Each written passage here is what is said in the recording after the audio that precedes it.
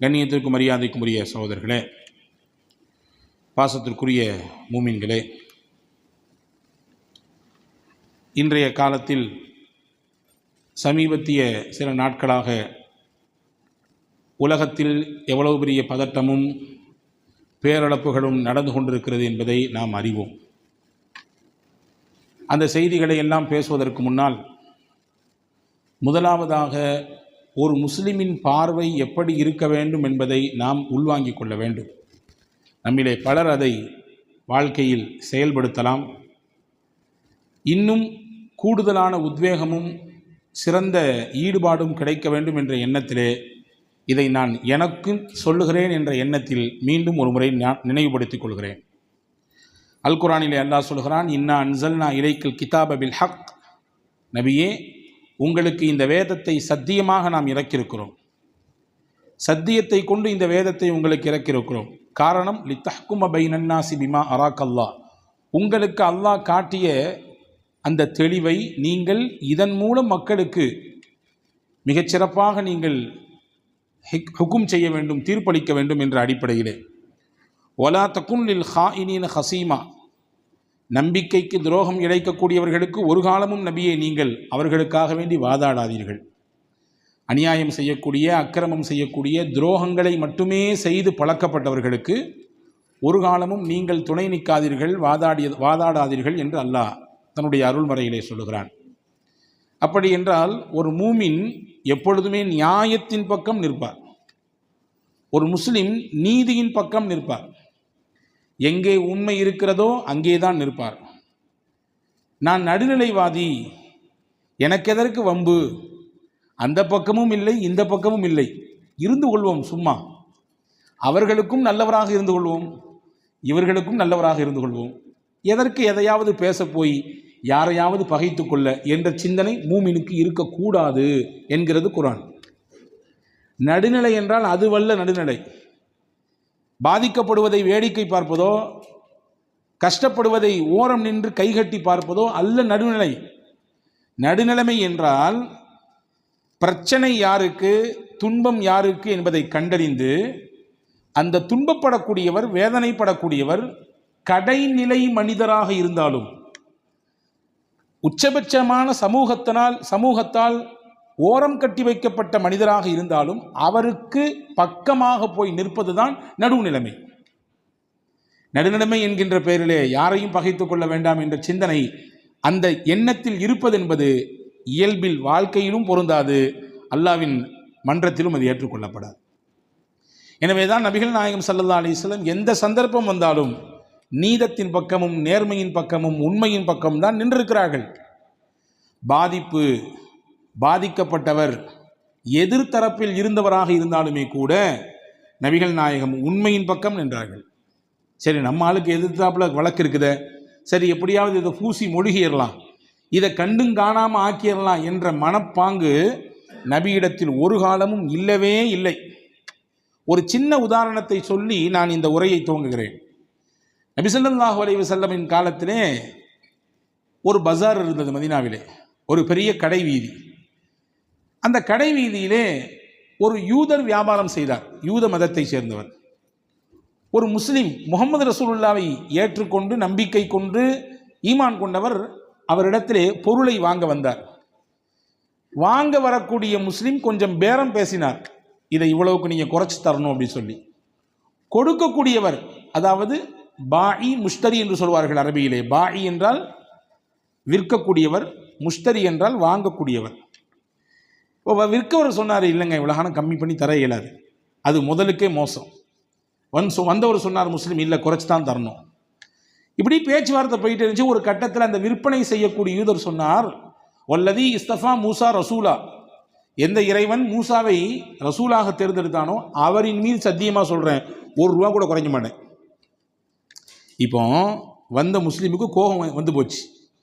முகமது ரசூலுல்லாஹ் நம்ம கூட இருக்கிறாங்க, அவங்க வாழ்ந்த மண், அவங்க வாழ்ந்துக்கிட்டு இருக்கக்கூடிய மண், அவங்கள விட்டுட்டு என்ன மூசாவை நீ இழுக்கிற? நீ மூசாவும் இறை தூதர் தான், அதிலே மாற்றுக்கிறது இல்லை. ஆனாலும் அவருக்கு என்ன ஒரு எமோஷனல் அப்படின்னா, நம்ம நபியை விட்டுட்டு மூசா விழுக்கிறாருன்னு சொல்லி விட்டாரு ஓங்கி ஒரு அரை கன்னத்தில். இப்போ அடியை வாங்கிட்டு இந்த யூதர் வேகமாக எங்கே போனார் தெரியுமா? அவர் கூட்டத்துக்கு போகல. ஏன்னா அவருக்கு தெரியும் முகமது ரசூல்லாட்ட போனால் தான் நியாயம் கிடைக்கும்னு. நேராக முகமது ரசூல்லாவிடத்திலே வந்தார். ஸல்லல்லாஹு அலைஹி வஸல்லம் விவரத்தை கேட்டாங்க. யார் அடித்ததுன்னு கேட்டாங்க. அவரை கூட்டு வர சொன்னாங்க. ஏன்பா லிம லதம்த, எதற்கு நீ அடித்தாய் கன்னத்தில் என்று கேட்டார்கள். வந்தவர் சொன்னார், நபியே நீங்கள் இருக்கிறீங்க ஹயாத்தா, நீங்கள் அவ்வளவு நபி ஆகிரு நபி, முதல் நபியும் இறுதி நபியும் நீங்கள் தான் அல்லாஹ்வினுடைய ஹபீப், உங்களை விட்டுட்டு எப்படி மூசாவை அவர் இருக்கலாம்? இப்போ நியாயமாக என்ன வந்துட்டு, சரி நம்மளுக்கு சரியான தொண்டைவன், நம்ம மேலே உச்சபட்சமான பிரியம் வச்சிருக்காரு அப்படின்னா ரசூலுல்லாஹ் நினைக்கல. ஹதீஸில் வருகிறது, ஃபகலப ரசூலுல்லாஹி ஸல்லல்லாஹு அலைஹி வஸல்லம், ரசூலுல்லாஹ் கோபப்பட்டார்கள். நபி அப்படி கோபப்பட்டால் அவருடைய முகம் எப்படி இருக்கும் தெரியுமா? நாம் எல்லாரும் புரிந்து கொள்வதை போன்று சொல்கிறேன். மாதுளை பழத்திலிருந்து சாறை பிழிந்தால் எப்படி இருக்கும்? அப்படியே செகசகன் இருக்கும். அவங்களுடைய முகம் ஏற்கனவே அவங்க பார்ப்பதற்கு.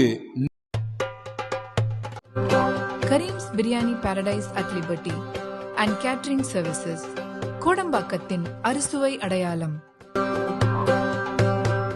நிறத்தால் கவரக்கூடிய நிறத்தை பெற்றவர்கள்.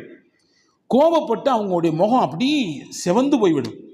சஹாபாக்கள் சொல்றாங்க, இவர் இப்படி சொன்ன உடனே ரசூலுல்லாஹ்வுடைய முகம் அப்படி கோபத்தால் அப்படி தகதகன்னு அப்படியே அந்த கோபத்தினுடைய கனல்கள் தெரிகிறது.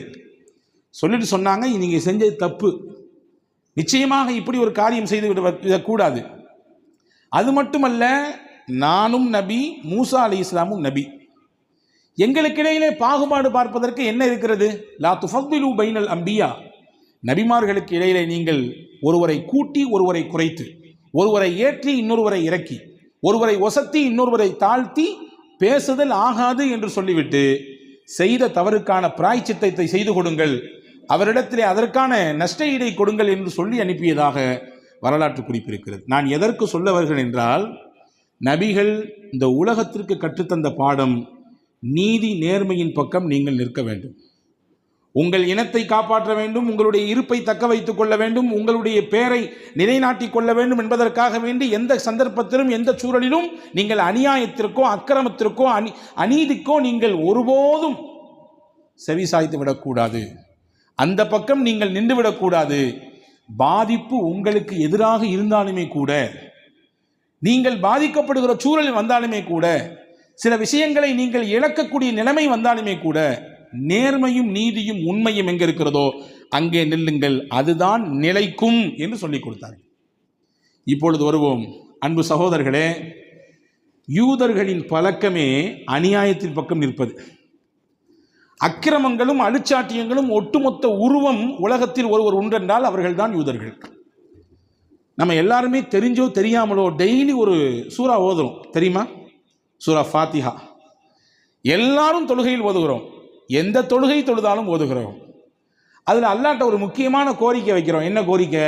இஹ்தினஸ் ஸிராத்தல் முஸ்தகீம், யா அல்லாஹ் எங்களுக்கு நேரான வழியை காட்டு. நீ காட்டக்கூடிய வழி யாருடைய வழியா இருக்கக்கூடாது தெரியுமா?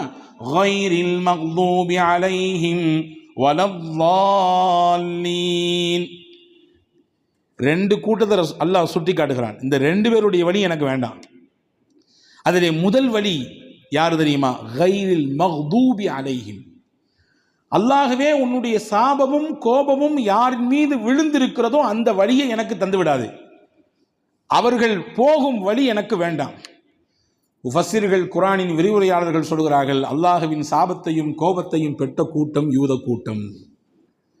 அல்லாஹ்வின் சாபத்தையும் கோபத்தையும் பெற்றவர்கள் அவர்கள் என்பதை அல்லாஹ் அல் குர்ஆன் ஷரீஃபிலே நாம் ஒவ்வொரு நாளும் ஓதிக்கொண்டிருக்கக்கூடிய சூரா ஃபாத்திஹாவின் வழியாக சொல்கிறான்.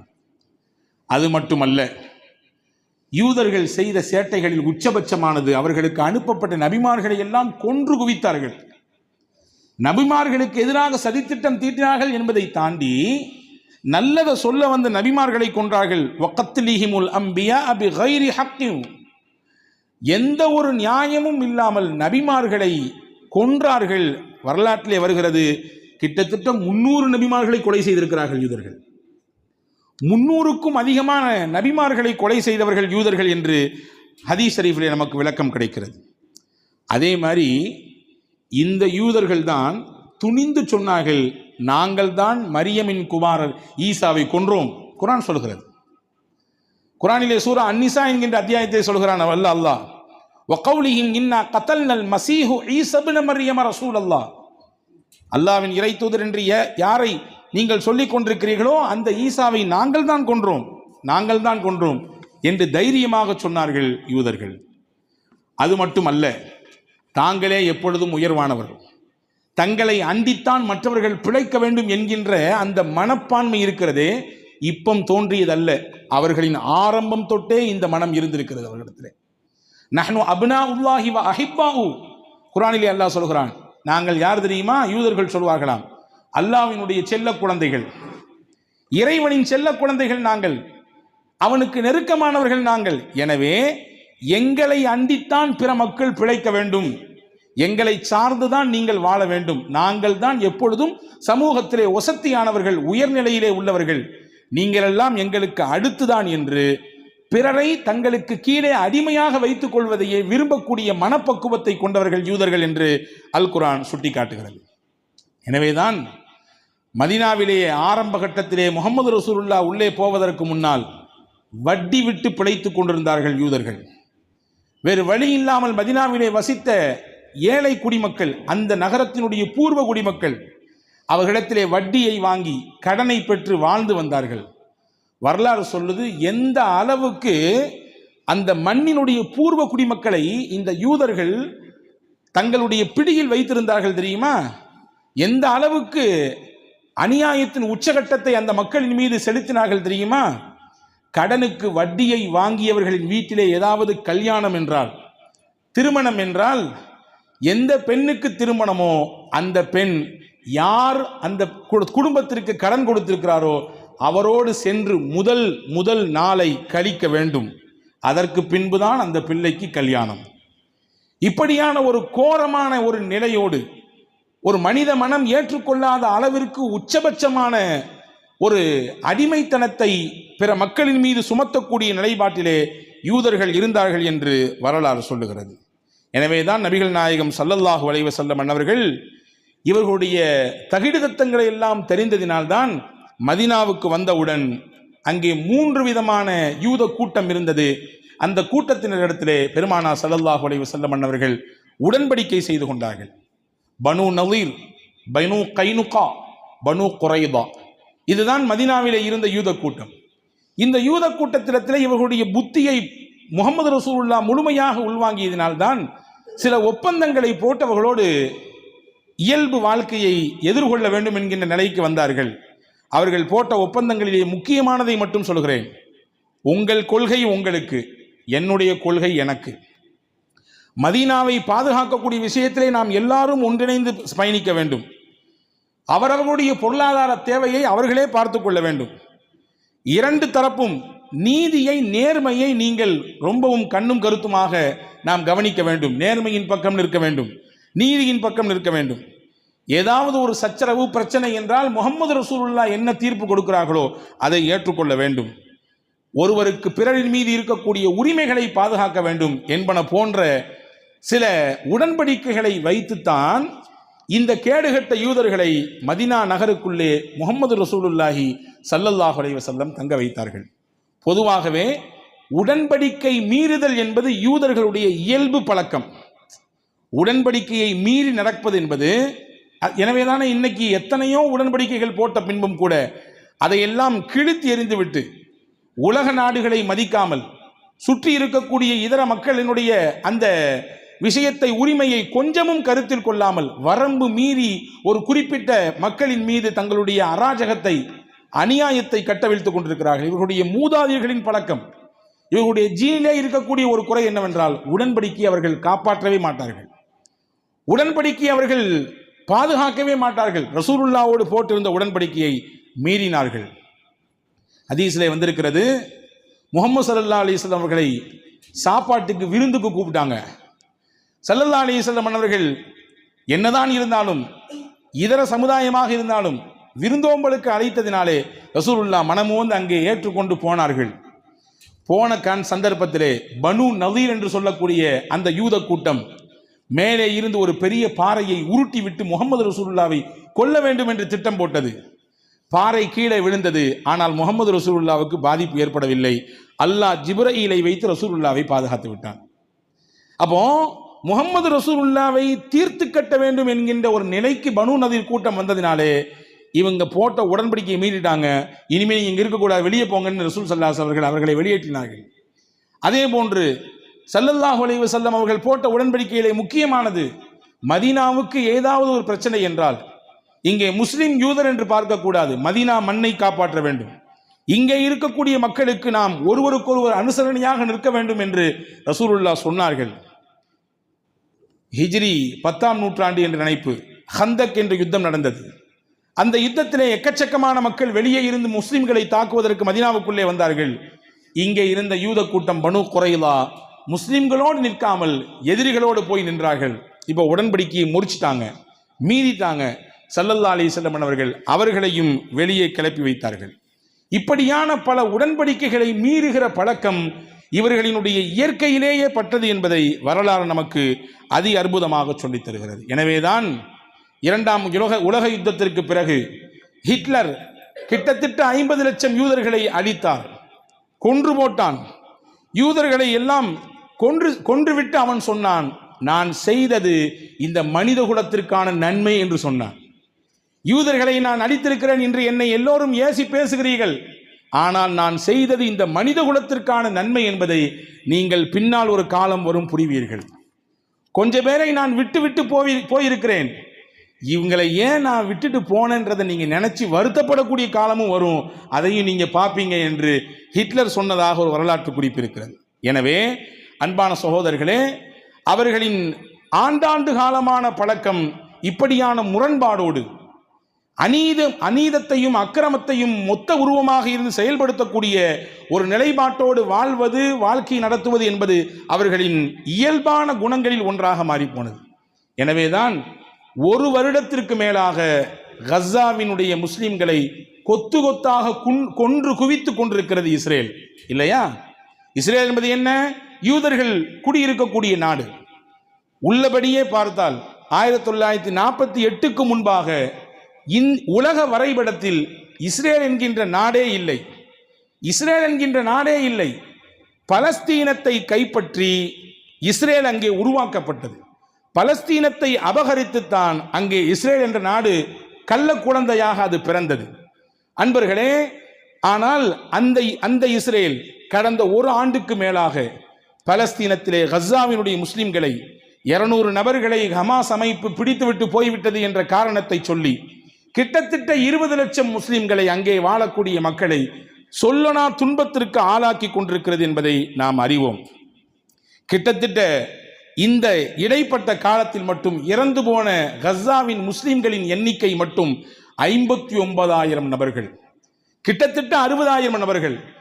இதிலே குழந்தைகள், பெண்கள் எல்லாம் உட்பட 60,000 நபர்களை இந்த போராட்டத்திலே கஸாவினுடைய மக்கள் இழந்திருக்கிறார்கள். தண்ணீர் தட்டுப்பாடு, மின்சாரம் கொடுக்க முடியாது என்கின்ற நிலை, மருத்துவமனைகளையும் கூட குறிவைத்து தாக்கி அந்த இஸ்ரேல் கஸாவிலே அழித்து கொண்டிருக்கிறார்கள். உலகத்திலிருந்து வேறு எந்த பாகத்திலிருந்தும் கஸாவினுடைய மக்களுக்கு உதவி பொருள் வந்துவிடக்கூடாது என்று தடை போட்டார்கள். இந்த தடையெல்லாம் மீறி ஒரு சில அமைப்புகள், மனித உரிமை அமைப்புகள் அங்கே உணவை கொண்டு போனதற்கு பின்பும் கூட திடீர் தாக்குதல் என்கின்ற பெயரிலே கடந்த 2 நாட்களுக்கு முன்பாக திடீர் தாக்குதல் என்கின்ற பெயரிலே உணவை விநியோகித்துக் கொண்டிருக்கக்கூடிய சமயத்திலே ஆங்காங்கே முகாம்களிலே வைக்கப்பட்டிருந்த அந்த கஸாவினுடைய மக்களுக்கு வெளி ஊர்களிலிருந்து, நாடுகளிலிருந்து வந்த அந்த உணவுப் பொருட்களை, தண்ணீரை விநியோகித்துக் கொண்டிருக்கக்கூடிய சமயத்திலே திடீர் தாக்குதல் நடத்தி 70க்கும் அதிகமான குழந்தைகள் மற்றும் பெண்களை கொன்று குவித்திருக்கிறது இஸ்ரேல். இப்படியான பல அக்கிரமத்தையும் அழுச்சாட்டியங்களையும் உலகத்தில் தொடர்ச்சியாக செய்து வரக்கூடியவர்கள் தான் யூதர்கள் என்பதை நாம் அறிகிறோம். அவர்களின் அடுத்த பார்வை அடுத்தடுத்த பக்கத்து நாடுகளில் அவர்கள் சுரண்ட துவங்கினார்கள். சிரியாவை சுரண்டினார்கள், அதே போன்று லெபனானை சுரண்டினார்கள், பக்கத்தில் இருக்கக்கூடிய எகிப்தை சுரண்டினார்கள்.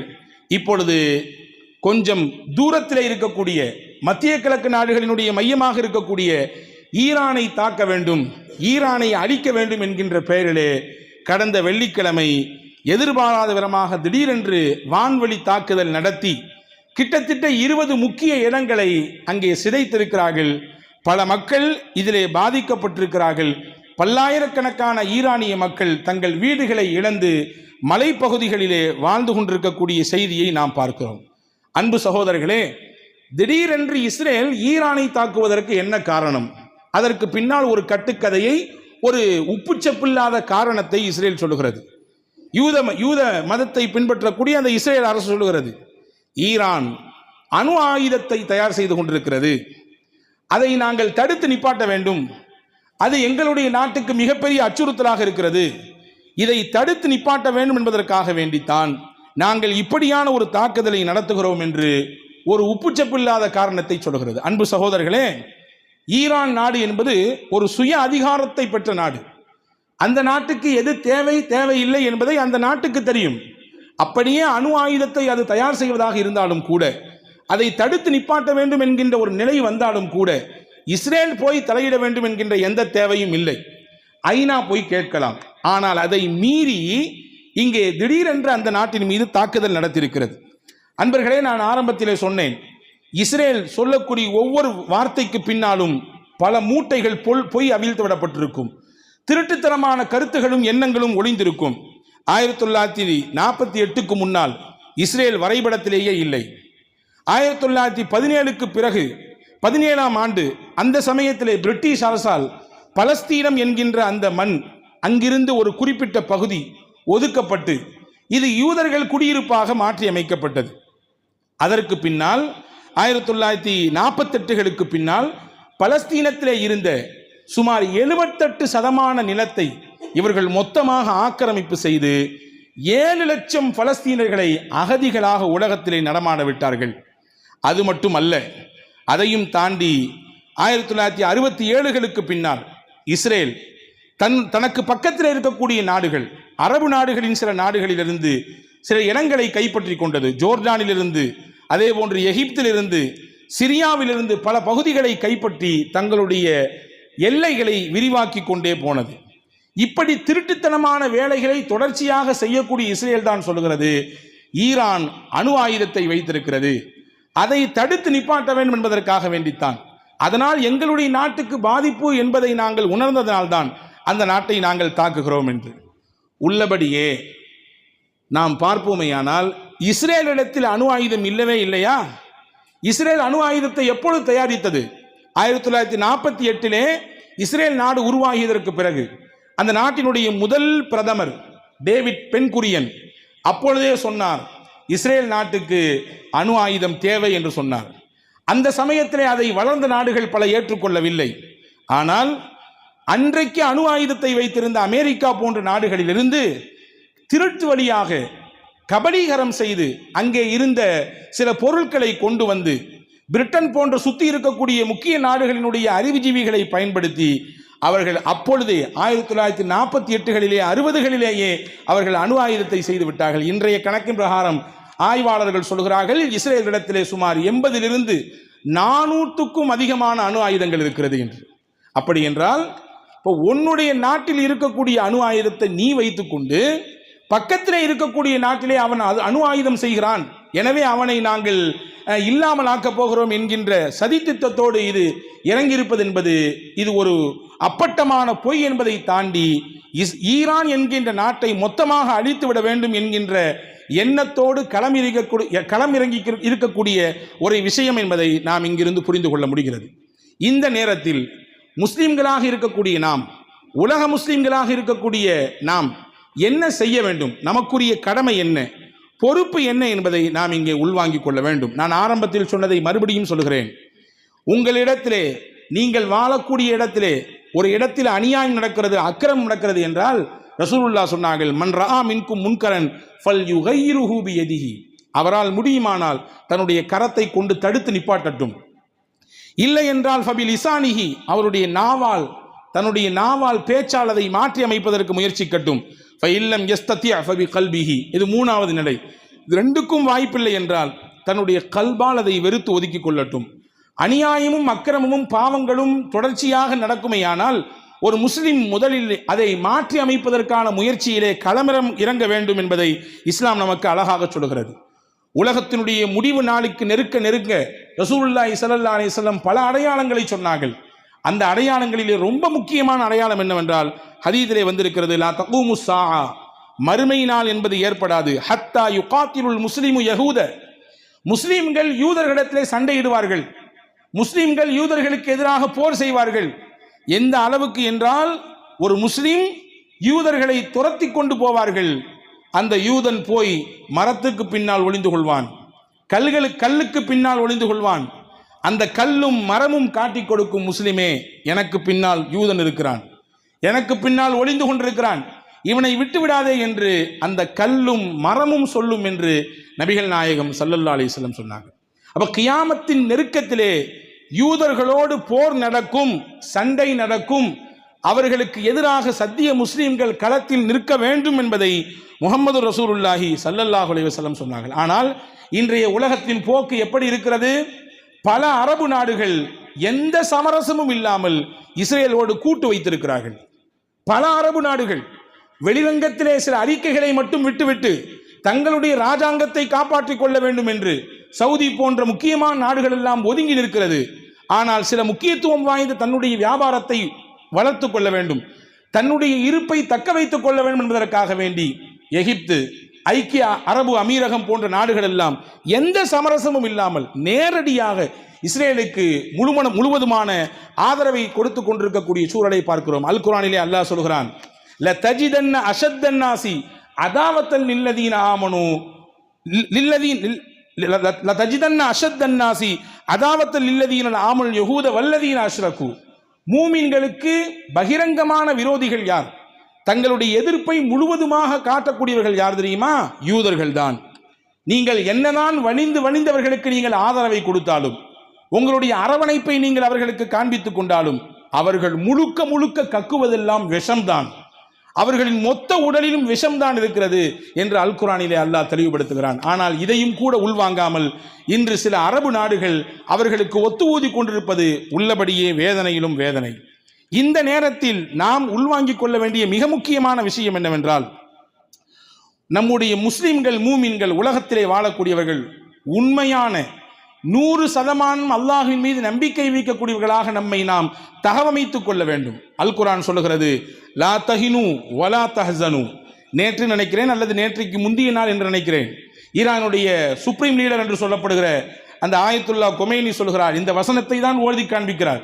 லா தஹினு வலா தஹ்சனு, நீங்கள் பயப்படாதீர்கள், நீங்கள் கலக்கம் அடையாதீர்கள், அன்துமுல் அலவுன், முஸ்லிம்களே நீங்கள் தான் மேன்மையானவர்கள், நீங்கள் தான் உயர்ந்தவர்கள், நீங்கள் தான் வெற்றிக்கு தகுதியானவர்கள். இன் குன்தும் மூமினீன், நீங்கள் உண்மையான இறை நம்பிக்கையாளர்களாக இருந்தால், நீங்கள் உண்மையான இறையச்சம் உள்ளவர்களாக இருந்தால் உங்களுக்குத்தான் வெற்றி வந்து கிடைக்கும். எவ்வளவு பெரிய ஆயுதத்தையும் எவ்வளவு பெரிய போர்ப்படையையும் வைத்துக்கொண்டு உங்களை எதிர்த்தாலும் இறைவன் உங்களுக்குத்தான் வெற்றியை தருவான். நமக்கு தெரியும், லிபியா என்று ஒரு நாடு இருந்தது. லிபியா என்று ஒரு நாடு இருந்தது 1912களிலே. இத்தாலியினுடைய அந்த சர்வாதிகார அரசு என்ன செய்தது? அந்த லிபியாவை தன்னுடைய சர்வாதிகாரத்தின் கீழே கொண்டு வர துடித்தது. ஆனால் உமர் முக்தார் என்று சொல்லக்கூடிய ஒரு வயது முதிர்ந்த கிழவர் ஒரு படையை திரட்டினார். கிட்டத்தட்ட 20 வருடம் முசோலினியுடைய அந்த சர்வாதிகார அரசு லிபியா மண்ணை கொஞ்சமும் தொட்டு கூட பார்க்க முடியவில்லை. சொல்ல போனால் அங்கிருந்து வந்த பெரும் அதிகாரிகள் கூட இங்கே உமர் முக்தாருக்கு முன்னால் மண்டியிட்டார்கள் என்பது மட்டுமல்ல, தன்னுடைய நெறி மார்க்கமாக இஸ்லாத்தை ஏற்றுக்கொண்டார்கள் என்று வரலாறு சொல்லுகிறது. இத்தனைக்கும் உமர் முக்தார் யார்? ஒரு சராசரி ஊரிலே, ஒரு கிராமத்திலே, ஒரு மரத்துக்கு கீழே உட்கார்ந்து கொண்டு வயது முதிர்ந்த தோட்டத்திலே அந்த ஊரிலே இருக்கக்கூடிய சின்ன பிள்ளைகளுக்கு குர்ஆன் சொல்லிக் கொடுக்கக்கூடிய மக்தபு ஆசிரியர், அந்த ஊரில் இருக்கக்கூடிய சிறுவர்களுக்கு குர்ஆனை கற்றுக் கொடுக்கக்கூடிய மக்தப் மதரசாவின் ஆசிரியர். அவர்தான் இத்தாலியை சர்வாதிகாரத்தின் உச்சாணி கொம்பிலே இருந்த முசோலினியின் கண்ணில் விரலை விட்டு ஆட்டினார் 20 வருஷம். 20 வருஷத்துக்கு பின்னால் தான் அந்த வயது முறிந்தவரை அந்த இத்தாலிய அரசு கைப்பற்ற முடிந்தது, கைது செய்ய முடிந்தது. கடைசி வரை அடிபணிய மாட்டேன், இருந்தால் இந்த வீரத்தோடு தீரத்தோடு வாழ்வேன் இல்லை என்றால் மரணத்தை முத்தமிட்டு ஏற்றுக்கொள்வேன் என்று சொன்னவர்தான் உமர் முக்தார். முகமது ரசூலுல்லாவின் வாழ்க்கைக்கு பின்னால் சையதுனா உமர் ரலியல்லாஹுடைய காலகட்டத்திலே ரோமர்களுக்கு எதிராக பல யுத்தம் நடந்தது. லட்சக்கணக்கில் ரோமப்படை வந்தது. முஸ்லீம்கள் வெறும் எண்ணிக்கையில் குறைந்தவர்கள், ஆயிரக்கணக்கில் 10,000 20,000 இந்த மாதிரியான எண்ணிக்கை. ஆனால் ரோமர்கள் 2 லட்சம் 2.5 லட்சம் வந்தவர்கள் எல்லாம் தோற்று போய் ஓடுகிறார்கள். ஒண்ணுமே புரியல அவனுக்கு. என்னப்பா 2 லட்சம் பேர் நம்ம போயிருக்கிறோம், ஒரு 20,000 30,000 மக்களை நம்மளை விட பலத்தால் 10 மடங்கு பின்னால் இருக்கக்கூடியவர்களை நம்மால் வீழ்த்த முடியவில்லையா, என்ன ரகசியம் அப்படின்னு கேட்டான் தலைவன். இங்கே சொன்னார்கள், இங்கே தோற்று போனவர்கள் தலைவரிடத்திலே போய் சொன்னார்கள், அந்த கூட்டத்திலே பகலெல்லாம் சண்டையிடுகிறார்கள், இரவாகிவிட்டால் தங்களை படைத்த ரப்பிடத்திலே நின்று மன்றாடி கண்ணீர் விட்டு அழுகிறார்கள், தங்களை இறைவனுக்கு முன்னால் அப்படியே ஒப்புவித்து விடுகிறார்கள், அப்படியே ஒப்படைத்து விடுகிறார்கள். ஆனால் நம்ம கூட்டத்தில் பகல்லாம் சண்டை போட்டு ராத்திரி எல்லாம் கூத்தடிக்கிறான், தண்ணியை குடித்து கொண்டு சாராயத்தை குடித்து கொண்டு பெண்களோடு உல்லாச முறையிலே சுற்றி வருகிறான். எனவே நமக்கு ஜெயிக்க முடியவில்லை. அவர்கள் தங்களை தங்கள் ரப்பின் பக்கத்திலே கொடுத்து விட்டதினாலே எண்ணிக்கை குறைவுதான், ஆனால் வெற்றி அவர்களுக்குத்தான் என்று எதிரணியிலே இருந்தவர்கள் சொன்னார்கள். அப்ப நம்ம புரிஞ்சு கொள்ள வேண்டிய விஷயம் என்னன்னா, எவ்வளவு பெரிய ஆயுதங்களும் படைப்பட்டாளங்களும் தொடர்ச்சியாக இருந்தாலும் ஒட்டுமொத்த முஸ்லிம் உம்மத்தும் ஈமான் என்கின்ற ஒன்றில், இறை நம்பிக்கை என்ற விஷயத்தில் உறுதி பூண்டிருப்பார்களேயானால், அல்லாஹ்வை தவிர்த்த உலகத்திலே வேறு யாருக்கு முன்னாலும் நான் சரணாகதி அடைய மாட்டேன், நான் தலை வணங்க மாட்டேன் என்கின்ற எண்ணம் மேலோட்டமாக ஆள் மனதிலே புகுந்து விடுமேயானால், நிச்சயமாக அன்பு பெருமக்களே, அல் குர்ஆன் சொல்வதை போல கம் மின் ஃபிஅத்தின் கலீலத்தின் கலபத் ஃபிஅத்தன் கஸீரத்தன் பிஇذنில்லாஹ், சொற்பமான எண்ணிக்கை ஆனால் இவர்கள் ஜெயித்தது பெரும் பெரும் படைகள், சொற்பமான எண்ணிக்கை ஆனால் ஜெயித்ததோ பெரும் பெரும் படைகள். இப்படியான சூழலை இன்னைக்கும் உலகத்தில் அல்லாஹ் காட்டுவான். எனவே அன்பான சகோதரர்களே, உலக முஸ்லிம்களுக்கு நாம் சொல்லிக்கொள்ள வேண்டிய விஷயம் இதுதான். அதே போன்று அல் குர்ஆனிலே 3வது அத்தியாயம் 111 மற்றும் 112வது வசனத்தை நாம் கொஞ்சம் உள்வாங்கிக் கொள்ள வேண்டும். அல்லாஹ் சொல்கிறான், லை எதுர்ருக்கும் இல்லாதா, யூதர்கள் உங்களுக்கு நோவு தருகிறார்கள், அதெல்லாம் கொஞ்சம் ஒரு சின்ன நோவைத்தான் உங்களால் அவங்களுக்கு கொடுக்க முடியும். யுகாத்திலூக்கும், அல்லாஹ் சொல்கிறான், இந்த வார்த்தையை கவனிங்கள், நீங்கள் அவர்களை எதிர்த்து நின்றால் யுவல்லூக்கும் அதுமார், புறமுதுகு காட்டி ஓடி விடுவார்கள், களத்தில் நிற்க முடியாது, அவங்களால் நிற்க முடியாது. யுவல்லூக்கும் அதுமார் சும்மலா துன்சரூன், உதவி உங்களுக்கு தான் வரும், அவர்களுக்கு கிடைக்காது. உதவி உங்களுக்கு தான் கிடைக்கும், அவர்களுக்கு உதவி கிடைக்காது. சொல்லிட்டு அல்லாஹ் சொல்றான், லுரிபத் அலைஹிமு ஸில்லத்து ஐனமா சுகிஃபு, அவர்கள் உலகத்தில் எங்கே வாழ்ந்தாலும் இழிவோடும் அவமானத்தோடும் தான் வாழ்வார்கள், இது இறைவனாகிய என்னுடைய விதி என்று அல்லாஹ் முடிக்கிறான். எனவே அவர்களுடைய இந்த திட்டம் நிச்சயம் செல்லாது. அல்லாஹ்வின் திருத்தூதர் ஸல்லல்லாஹு அலைஹி வஸல்லம் சொன்னதை போன்று கியாமத்துக்கு முன்னால் அவர்களை அழிக்கக்கூடிய சூழல் வரும், அவர்களுக்கு எதிராக யுத்தங்கள் நடக்கும், சண்டைகள் நடக்கும், போர் நடக்கும். ஆனால் கடைசியில் வெற்றி முஸ்லிம்களுக்குத்தான் என்று சொல்கிறான் வல்ல அல்லாஹ். அதை நம்முடைய காலத்திலேயே காண்பிப்பானாக. கஸாவினுடைய மக்களுக்கு அல்லாஹ் பாதுகாப்பை தருவானாக. முழுமையான விடுதலையை பலஸ்தீனத்திற்கு மட்டுமல்ல, இன்றைக்கு மத்திய கிழக்கு நாடுகளில் ஏற்பட்டிருக்கக்கூடிய அந்த போர் அபாயத்தை அல்லாஹ் தணிப்பானாக. அல்லாஹினுடைய நாட்டம் இருந்தால் இதிலேயே இந்த சியோனிசத்திற்கு அல்லாஹ் ஒரு முடிவை கட்டுவானாக. வாஹிரு தாவான் அல்ஹம்துலில்லாஹி ரப்பில் ஆலமீன். வஸ்ஸலாமு அலைக்கும் வரஹ்மத்துல்லாஹி வபரகாத்துஹு.